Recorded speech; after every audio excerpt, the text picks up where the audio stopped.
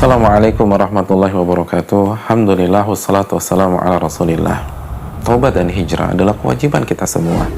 Kita diperintahkan untuk hijrah dari kemaksiatan, dari kedurhakaan, dari kesyirikan, kekufuran, kepada ketaatan, kepada kesolehan, kepada keimanan dan ketauhidan, kepada ibadah yang sesuai dengan sunnah Nabi SAW.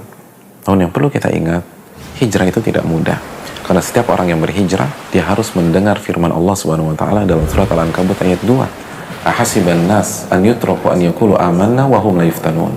Apakah manusia berpikir mereka akan dibiarkan begitu saja memproklamirkan iman mereka, taubat mereka, hijrah mereka, lalu mereka tidak diuji oleh Allah Subhanahu wa taala?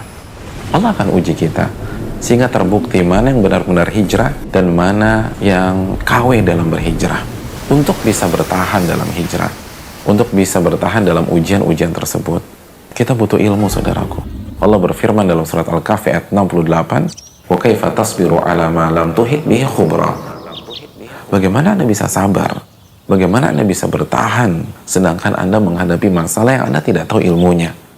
Analogi sederhana bagaimana seseorang bisa melewati ujian fisika, kimia, matematik sedangkan dia tidak tahu ilmu tentang soal-soal tersebut. Begitu juga dengan ujian kehidupan. Gak mungkin kita bisa bertahan dalam hijrah kita kecuali dengan ilmu. Tapi ada sebuah pertanyaan.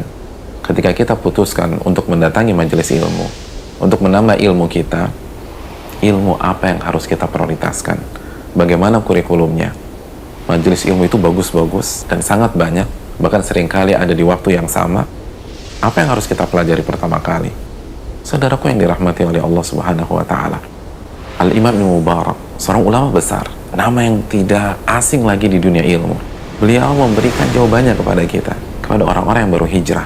Beliau mengatakan, "Kanu yatlubuna al-adab al-qabla al-ilm." Mereka, para sahabat, para tabi'in, ketika belajar, mereka mempelajari adab dulu sebelum mempelajari ilmu. Mereka mempelajari adab dan akhlak sebelum mereka mempelajari masalah-masalah ilmiah yang pelik, masalah-masalah ilmu yang besar dan panjang. Mereka mempelajari adab. Adab kepada Allah Subhanahu wa taala, adab kepada Rasulullah SAW, adab kepada sesama umat Islam, adab kepada manusia. Mereka mempelajari itu semua sehingga mereka sukses. Mereka jadi imam. Mereka bukan hanya menguasai ilmu secara teori, namun mereka menjadi teladan-teladan di dalam kehidupan keseharian mereka.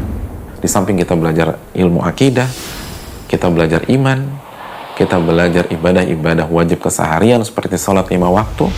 Materi yang harus kita kedepankan, yang harus kita prioritaskan adalah adab sebagaimana yang dikedepankan dan diprioritaskan oleh para ulama-ulama kita dari sahabat, tabi'in, dan tabi'ut tabi'in.